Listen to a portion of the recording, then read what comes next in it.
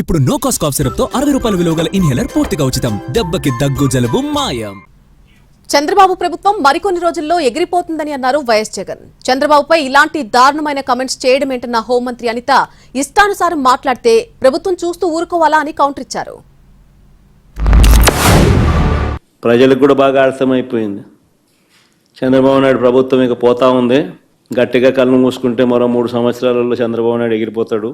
మళ్ళా వచ్చేది వైఎస్ఆర్ కాంగ్రెస్ పార్టీ అని చెప్పి వైఎస్ఆర్ కాంగ్రెస్ పార్టీ తలుపు తడతా ఉన్నారు. ఈ రోజు చంద్రబాబు నాయుడు గారు వేసిన విత్తనం అని మీరు వేసారటువంటి విత్తనం. మా వాళ్ళు 50,000 మంది ఉన్నారు, మీ తర్వాత మా చేతుల్లో కూడా ఉన్నది. ఏం బెదిరిస్తున్నారా?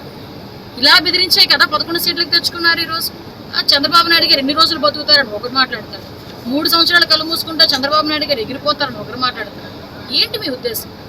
నిజంగా లాస్ట్ 5 సంవత్సరాల్లో మా కేసు లిస్టులు తీసుకుంటే ఈరోజు ఆ చర్చకి దేనికైనా సిద్ధమైంది.